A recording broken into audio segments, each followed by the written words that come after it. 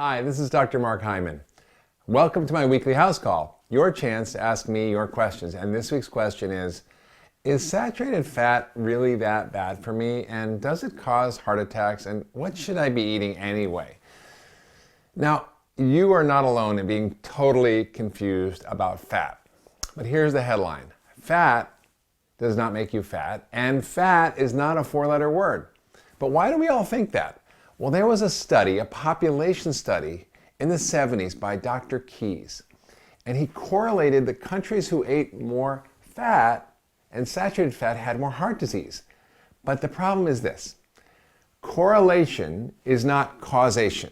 In other words, every day you wake up and the sun comes up, but you didn't cause the sun to come up, but in a study it would be 100% correlation. That's the problem with saturated fat. We got sidetracked into believing that it's the problem with heart disease. But in fact, we're learning that sugar is the problem, not fat. In fact, saturated fat has gotten a really bad rap. But when you look at the studies, and there's been some fantastic reviews in the American Journal of Clinical Nutrition, in the British Journal of Medicine recently, looking at the data over the last 30 years on saturated fat and fat in general. And here's what we found. We found that, in fact, lowering saturated fat in your diet may lower your total LDL cholesterol, but you know what it does? It lowers the good kind of LDL, the light, fluffy, buoyant LDL. That's not a problem.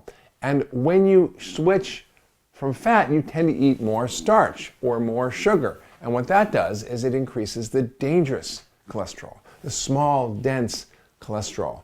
It causes heart attacks. In fact, 75% of people who go into the emergency room with a heart attack have normal cholesterol. And they also have, in terms of the total cholesterol, but they also have diabetes or prediabetes.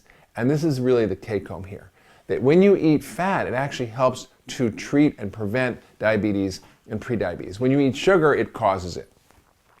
So when you look at the data on statins, which is I've written many blogs about statins. I encourage you to go back and look at them. But it's not a very good drug, and it has significant side effects. You have to treat about 350 people to prevent one event.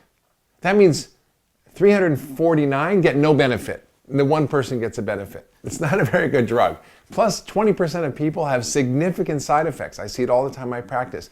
Muscle damage and pain and aching, and also it affects their mitochondria, it can affect memory, and all sorts of things. So I really encourage people to really look at the issue of fat and sugar in a totally different way.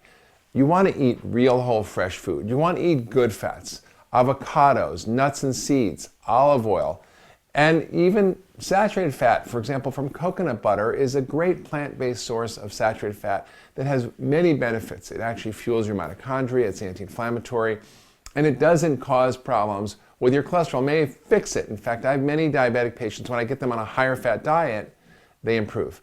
In fact, I was just talking to researchers from Joslyn's Diabetes Center, and you know what they're saying? We should be switching to a diet that's about 30% fat, 30% protein, and about 40% starches and carbohydrates, but from plant foods. That's a total radical departure from the low-fat message of the American Diabetic Association.